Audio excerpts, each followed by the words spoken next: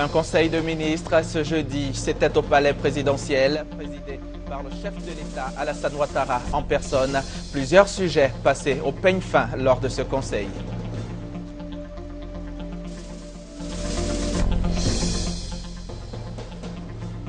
Aujourd'hui, 14 novembre, journée mondiale de lutte contre le diabète. Cette pandémie dont souffrent près de 290 millions de personnes dans le monde. En Côte d'Ivoire, la célébration officielle a eu lieu à Agboville. Et puis, l'actualité, c'est aussi la Somalie où les intempéries ont fait des dégâts importants. Chaque jour qui passe, le bilan du cyclone s'alourdit. Mesdames et messieurs, bonsoir. Voilà pour le sommaire et bienvenue dans ce journal. Je vous le disais en titre, ce jeudi 14 novembre s'est tenu un conseil des ministres au palais présidentiel sous la présidence effective du chef de l'État Alassane Ouattara. Plusieurs sujets à l'ordre du jour, notamment le développement des activités touristiques du pays et surtout la prochaine visite d'État qui se fera en 2 étapes du 25 au 29 novembre. Elle va concerner la région du Béquet et du 10 au 15 décembre, ce sera au tour de la région du Bélier. C'est aujourd'hui, jeudi, également que le Premier ministre Daniel Kablan-Duncan a accordé une audience à Krell de Gucht. Le commissaire européen chargé du commerce et le Premier ministre ont eu une séance de travail avec au centre l'émergence économique de la Côte d'Ivoire à l'an 2020. Le compte-rendu d'Alexis Ouedraogo. Les accords de partenariat économique ou APE sont des accords commerciaux qui développent le libre-échange entre l'Union européenne et les pays dits ACP, entendez Afrique, Caraïbes, Pacifique. Dans la pratique, en faire partie permet aux produits nationaux d'accéder sans droit de douane au marché européen. La Côte d'Ivoire en 2008 a signé la version intermédiaire de cet accord, le temps d'en maîtriser tous les contours d'application. Objectif, faire que ce partenariat profite aux différentes parties. À Dakar, le 25 octobre dernier, l'ensemble des chefs d'État de la CEDEAO, a pris une décision importante. C'est d'aller vers l'APE régionale. Faire en sorte qu'effectivement, nous puissions, terminer ces négociations au niveau de l'APE régionale et aller vers des ratifications de cet accord là-bas, de manière à aller de l'avant. Ce jeudi, le commissaire européen chargé du commerce, M. Krell de Gucht, a eu une séance de travail avec plusieurs membres du gouvernement ivoirien. Le renforcement des relations de son institution avec la Côte d'Ivoire était à l'ordre du jour. L'Union européenne, dans son ensemble, est sortie de la récession en début d'année et elle accomplit de réels progrès sur la voie d'une réforme de son système d'union économique et monétaire. Le moment est donc bien choisi pour se mettre en quête des moyens de rapprocher nos économies dans l'intérêt de la Côte d'Ivoire et de l'Europe, mais aussi de l'Afrique de l'Ouest tout entière. M. Krell de Gucht, au cours de sa visite, sera reçu en audience par le chef de l'État ivoirien. Il prendra d'ailleurs part ce soir à l'inauguration du nouveau siège de l'Union européenne à Abidjan. La croissance verte, quel défi pour les pays de l'UEMOA? La question était au centre d'une conférence organisée à l'occasion de la célébration des 40 ans de la BOAD, la Banque ouest-africaine de développement. Un accent particulier est mis sur la prévention des crises alimentaires dans la zone UEMOA. Plus de précisions avec Juliette Ouéa depuis Lomé au Togo. La croissance verte, une alternative pour réduire les crises alimentaires et en eau potable dans l'espace UEMOA. C'est ce que recommandent les différents consultants lors de la conférence sur la croissance verte prononcée dans le cadre du 40aire de la Banque ouest-africaine de développement. Il s'agit pour les 8 pays membres de l'Union d'augmenter leur croissance économique tout en diminuant les pénuries de ressources et les risques sur l'environnement. Selon les conférenciers, les pays africains devraient ainsi produire en quantité suffisante et pouvoir transformer les matières premières qu'ils exportent. En Côte d'Ivoire, par exemple, 95% de noix de cajou sont exportées à l'état brut. La croissance verte est une opportunité. Il s'agit pour nous, sous l'encadrement et sous la direction du docteur Alassane Ouattara, de faire en sorte que la Côte d'Ivoire devienne, je dirais, très innovante en matière de création de nouveaux produits, en matière de création de nouvelles idées, pour tout dire, en matière de transformation totale de l'économie. Et pour réussir les transformations agricoles, les conférenciers proposent entre autres le rehaussement du niveau des investissements stratégiques dans l'agriculture, l'industrie et les services. Ils soulignent également que la Banque ouest-africaine de développement devrait notamment créer un fonds de garantie pour aider le monde agricole et les PME de la zone UEMOA. Retour en Côte d'Ivoire, l'OJPCI, l'Organisation des journalistes professionnels de Côte d'Ivoire, le PNUD et l'UNICEF ont initié ensemble un séminaire de renforcement de capacité des journalistes et des membres de la société civile sur le processus d'élaboration du budget, les règles qui commandent cette élaboration et l'analyse du budget lui-même. Noël Niagno pour les détails. Ces dames et ces messieurs sont journalistes de profession ou membres d'ONG, organisations non gouvernementales. À l'initiative de l'OJPCI, Organisation des journalistes professionnels de Côte d'Ivoire, ils ont bénéficié d'un renforcement des capacités avec l'appui du PNUD, Programme des Nations Unies pour le développement, et l'UNICEF, Organisation des Nations Unies pour l'enfance. Cette formation rentre dans le cadre d'un partenariat qu'on a avec le gouvernement, mais aussi avec tous les acteurs de la société civile, pour essayer d'améliorer aussi le dialogue et la redevabilité du gouvernement vis-à-vis de la population. 48 heures durant, ils ont su comment lire un budget. Ils ont été éclairés sur les règles d'élaboration du budget. Enfin, les formateurs ont mis à leur disposition les outils de l'analyse du budget. Finalité de ce renforcement de capacités, leur permettre d'éclairer l'opinion sur la gestion de la chose publique. Le journaliste, désormais, lorsqu'il parle de budget, qui ne se contente pas que de donner des chiffres, que le journaliste soit capable de lire entre les lignes budgétaires et qu'il soit capable d'interpeller pendant l'exécution du budget les gouvernants, le Parlement qui, pour le premier, a adopté le budget et pour le deuxième, a voté le budget. L'UNJCI, l'Union nationale des journalistes de Côte d'Ivoire, à travers son président, a salué l'initiative et a indiqué qu'il est venu témoigner de la bonne entente entre ces deux organisations de journalistes de Côte d'Ivoire. Les participants sont heureux des acquis et comptent en faire bon usage. Dans le budget de l'État, il est prévu dans le budget qu'on doit construire un centre de santé, une école pour vous. Si le centre de santé n'est pas construit, si l'école n'est pas construite, interpellez votre député pour dire que dans le budget, il est prévu tel et tel montant. Pour nous, on ne l'a pas eu. Et pourquoi? Grâce au budget, les instances comme les sociétés civiles et les journalistes peuvent avoir une vue sur la mise en œuvre de l'argent que nous avons, des ressources de l'État, la répartition des ressources de l'État. Rendez-vous à l'examen du budget 2014 par l'Assemblée nationale pour la première évaluation de cette formation. Aujourd'hui, 14 novembre, également 22e journée mondiale du diabète. La Côte d'Ivoire a commémoré l'événement dans la ville d'Agboville. Thème choisi cette année, protégeons notre avenir. Un reportage de Grace Kando, notre envoyé spécial sur place. Diaby Ali Kader est en train de se faire dépister. Il veut savoir son taux de glycémie. Tout comme lui, plusieurs personnes se soumettent à cette procédure pour connaître leur statut. Je viens de me faire dépister. Le sang est bon. Je suis à 0,94. Selon la Fédération internationale du diabète, plus de 300 millions de cas ont été recensés dans le monde. Et en Côte d'Ivoire, sur 100 personnes, 6 sont potentiellement diabétiques. Un tableau pas du tout reluisant, d'où la sensibilisation autour du dépistage. Le problème tourne autour des populations. Pour qu'ils sachent qu'il faut se faire dépister. Donc, les médicaments sont là. Madame le ministre fera l'essentiel de pouvoir former les médecins nécessaires. Madame le ministre fera l'effort de pouvoir réunir l'insuline nécessaire. Le diabète est une élévation permanente du taux de sucre dans la circulation sanguine. Si la maladie effraie, rien n'est cependant perdu. Je suis diabétique, ça fait 7 ans. Je prends tous les temps mes médicaments. Je ne rate pas. Mes rendez-vous, je les respecte jusqu'à présent. Je vis bien, sans problème. Je vais au champ, je fais mes travaux. Les conséquences de cette maladie constituent une charge croissante, mais des efforts sont faits pour l'amélioration de la prise en charge des patients. Il y a beaucoup de choses qui sont faites. Je prends à titre d'exemple, vous allez voir qu'en pharmacie, ça a été annoncé, le prix de l'insuline de marque passe de 16 800 francs à 7 230 francs. Et ça, c'est en pharmacie de ville. Mais quand vous allez à la PSP, ça va perdre 7200, ça va être encore plus bas.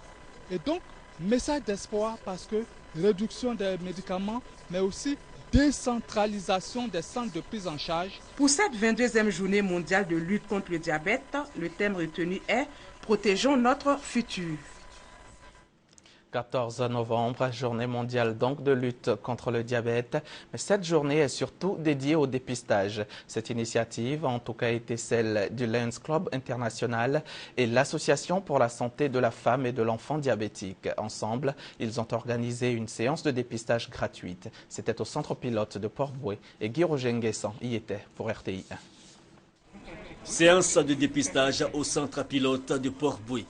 Contrôle de tension, prise de sang pour déterminer le taux de glycémie et conseil d'usage. Le parcours permet d'être situé sur son statut.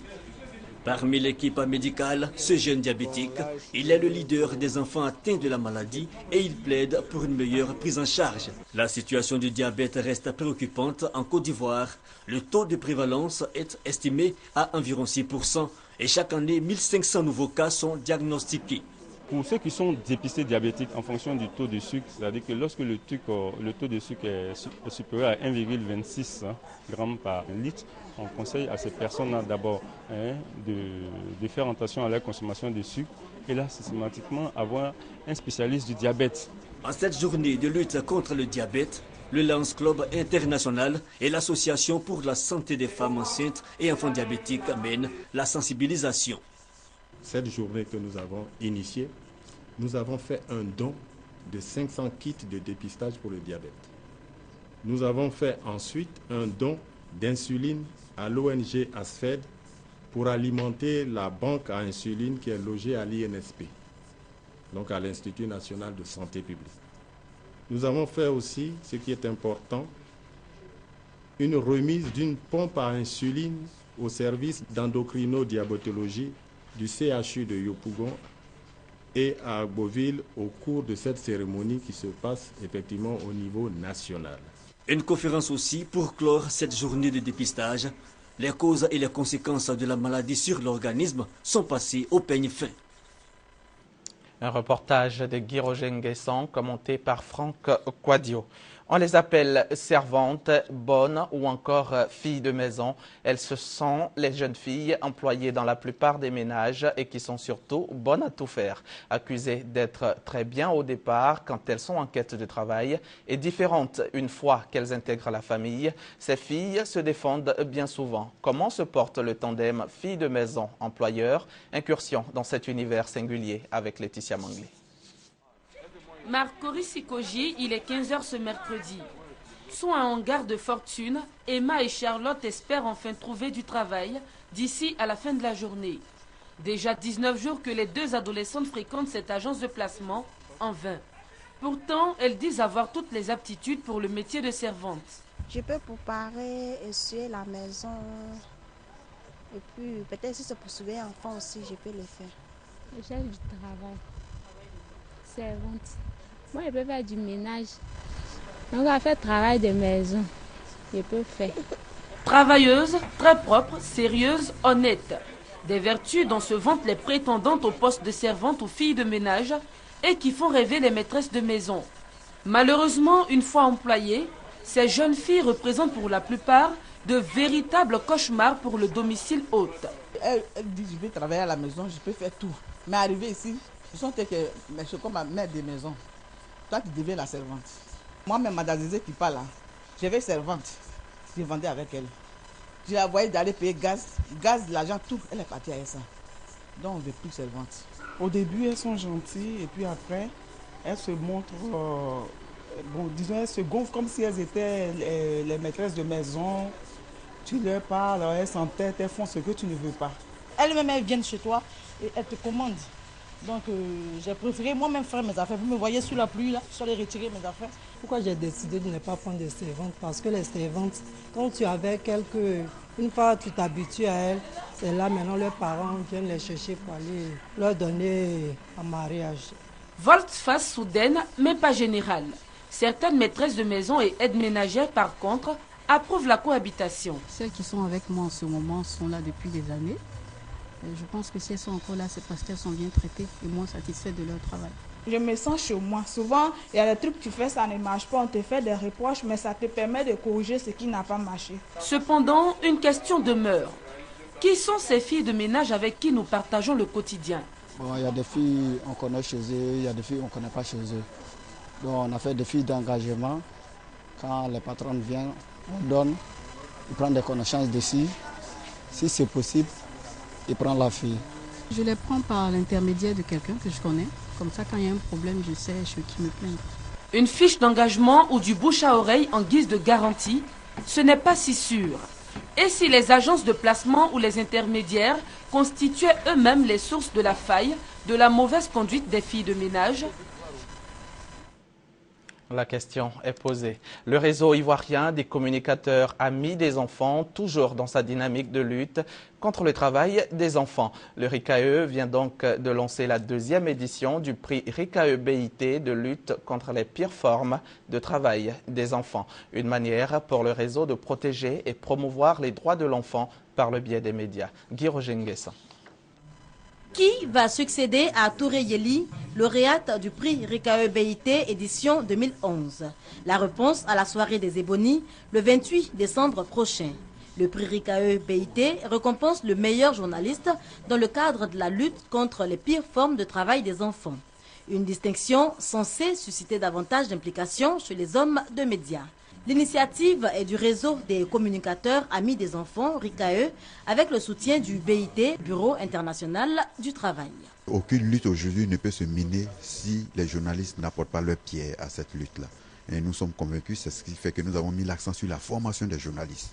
Il faut qu'ils soient informés pour servir de relais à tout ce qui se passe. Et nous disons que le journaliste, dans son rôle social, a un rôle éminent à jouer dans la lutte contre les pires formes de travail des enfants. En Côte d'Ivoire, 15% d'enfants de 5 à 17 ans sont au travail et non à l'école. Une statistique qui interpelle. Je considère que les enfants sont aujourd'hui les enfants de tout le monde. Et donc, toutefois qu'on peut apporter quelque chose à l'amélioration de la condition de vie de ces enfants-là, vraiment il faut le faire.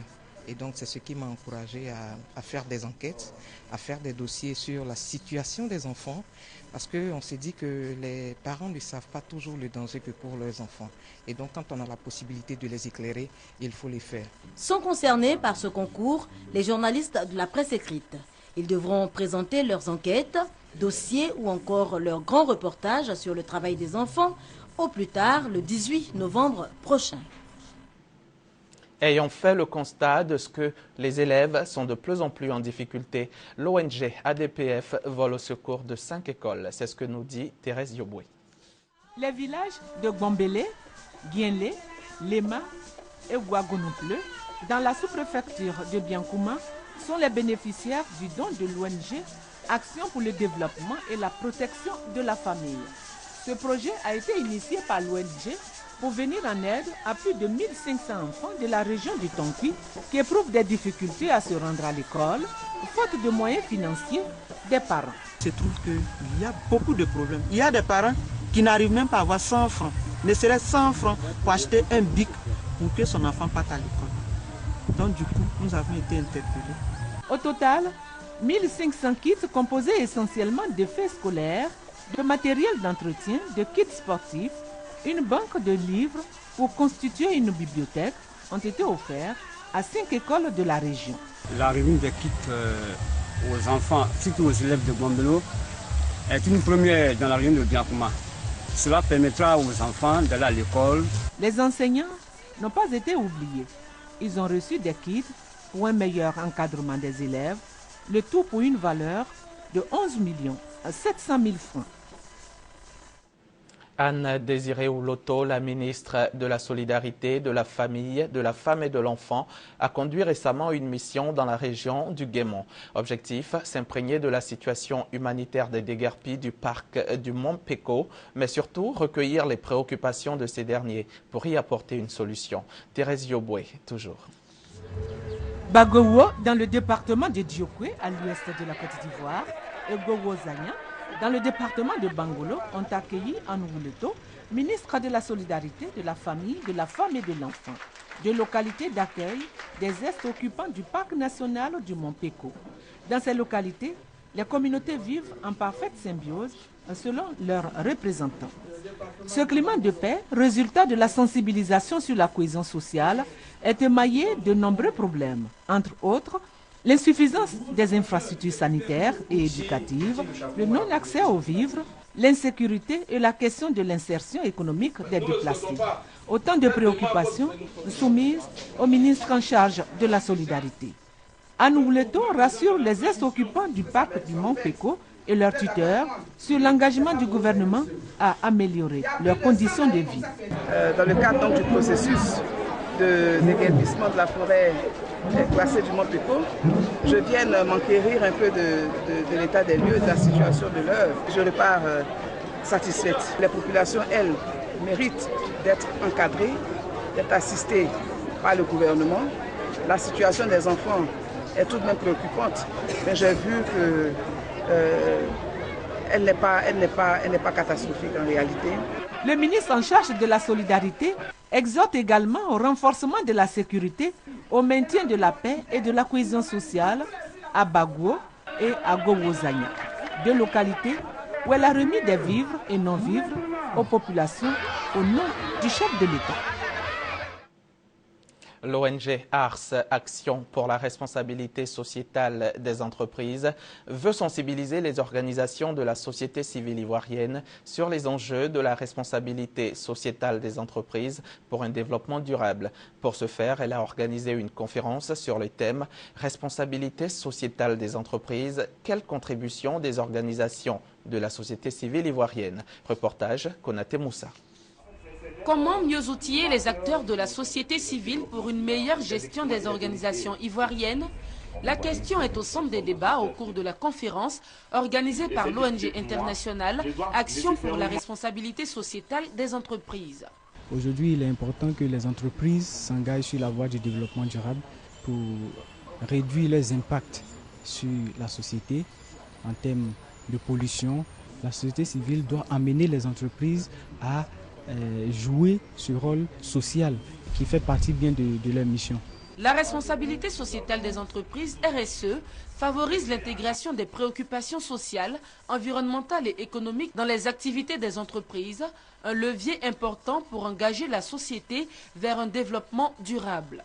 Créée en septembre 2012, l'ONG ARSE International est une organisation qui œuvre pour le développement durable et l'économie verte.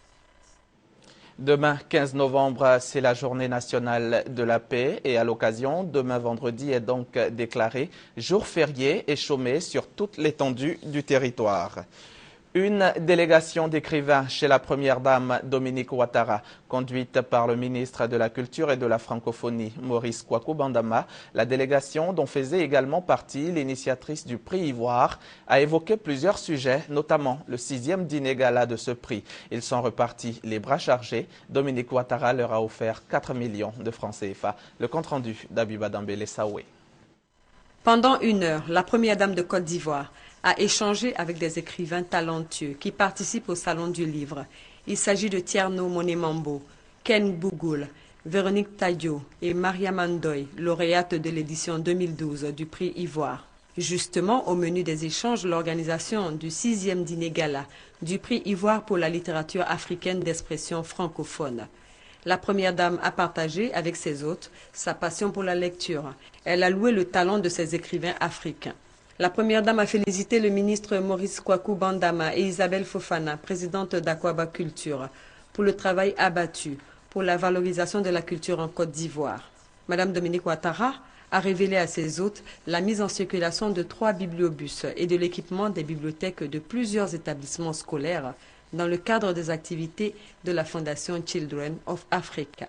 Elle a remis la somme de 4 millions de francs à la délégation, dont 1 million aux futurs lauréats de l'édition 2013 du prix Ivoire. Le ministre de la Culture et de la Francophonie a tenu à remercier Mme Dominique Ouattara pour son engagement pour la culture. Pour nous, c'est un grand honneur que la Première Dame nous fait de nous recevoir. La Première Dame est un grand soutien à la culture, aux livres et à tous les arts en Côte d'Ivoire, aussi bien en musique, aussi bien en cinéma qu'en littérature. Nous avons toujours le soutien de la Première Dame et elle nous soutient également pour tout ce qui est musée, Donc c'est donc à juste titre que Madame la Première Dame est considérée et est nommée comme l'amie des arts. Et nous voulons dire merci maman pour ce qu'elle fait pour nous. C'est ce samedi que se tiendra dans les jardins du Golf Hotel le 6e dîner gala du prix Ivoire Aquabaculture pour la littérature africaine d'expression francophone. Un téléthon en faveur des artistes de Côte d'Ivoire. L'initiative est de la Fondation des artistes de Côte d'Ivoire. Désormais, les artistes ne doivent pas souffrir, ils doivent se sentir bien dans leur peau et surtout vivre et bien vivre de leur art. C'est l'objectif du téléthon organisé demain vendredi 15 novembre. Des contributions financières seront recueillies en vue de constituer un fonds de solidarité en faveur des artistes. Serge Colléa. La Fondation des artistes de Côte d'Ivoire ne veut plus voir les animateurs du secteur des arts et de la culture sans aucune couverture médicale et en détresse au moindre ennui de santé. Le président de cette organisation, Aimon Williams, et la marraine artistique Rosemary Guiraud pensent qu'il est temps de créer une chaîne de solidarité en faveur des artistes de Côte d'Ivoire. À travers un téléthon, programme de télévision destiné à recueillir des fonds, l'organisation entend impliquer institutions, sociétés, mécènes et populations dans la prise en charge socio-médicale des artistes de Côte d'Ivoire. Ce téléthon de solidarité aux artistes de Côte d'Ivoire sera diffusé sur les antennes de la RTI, selon le premier responsable de la Fondation, ce vendredi 15 novembre 2013 à partir de 21h30 et va durer 5 heures d'horloge. L'objectif à terme est de créer un fonds de solidarité en faveur des artistes de Côte d'Ivoire. Jean-Noël Abbaye, l'ancien responsable sécuritaire de l'ex-président Laurent Gbagbo, retournera devant le tribunal militaire dès le 21 novembre prochain. C'est en tout cas ce qu'annoncent les autorités ivoiriennes et avec lui une cinquantaine d'officiers et de soldats moins gradés. Jean-Noël Abbaye, on le sait, est poursuivi pour complot et désertion. Si les charges sont suffisantes et si les juges le décident, le Sénégal abritera le procès de l'ancien président tchadien Hissène Habré. Un procès fortement médiatisé, il sera radio-télévisé. L'actualité internationale à présent, direction la Somalie où le bilan après le cyclone s'alourdit. Les dernières images montrent l'étendue des dégâts. Ce sont des milliers d'hectares de terre, des centaines de villages qui ont été entièrement inondés au nord-est de la Somalie, après le passage d'un cyclone tropical le week-end dernier. L'état d'urgence a été déclaré. Chaque jour, le pays compte ses morts. Le bilan n'est plus de 140, mais de 300 morts et des centaines de disparus, essentiellement dans le Puntland, une région autonome de la Somalie. Les inondations ont aussi frappé la ville de Jowhar. La rivière a débordé, contraignant des milliers de personnes à trouver refuge dans des camps de fortune. La pluie et les inondations ont créé beaucoup de problèmes. Cela a provoqué des famines. Nos fermes sont sous l'eau et nous n'avons pas de nourriture. Notre situation est difficile. À moins de recevoir une aide, nous n'aurons plus rien. La majorité des déplacés sont des femmes et des enfants. Une petite tente a été transformée en maternité et depuis le week-end dernier, ce sont une vingtaine d'enfants qui ont été mis au monde ici. Basés non loin de là, les soldats de l'AMISOM, la mission de l'Union africaine en Somalie, ont été réquisitionnés. Ils ont aidé à réceptionner le premier convoi d'aide qui transporte des tentes et de la nourriture pour environ 1 millier de personnes. Le besoin le plus urgent, c'est d'abord la nourriture pour tous ces gens. Ensuite, ce sont les abris et enfin les médicaments. C'est crucial. Cette situation est arrivée brutalement. Dans ce camp, il est plus facile de soigner des blessures que de remédier au cas de malnutrition sévère. La situation menace de s'aggraver car les victimes des inondations arrivent tous les jours.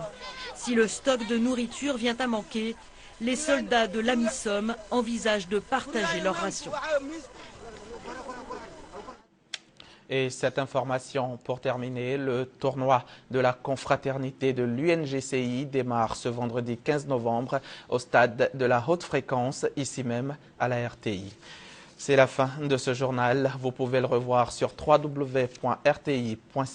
Bonne soirée sur RTI 1, la chaîne qui rassemble.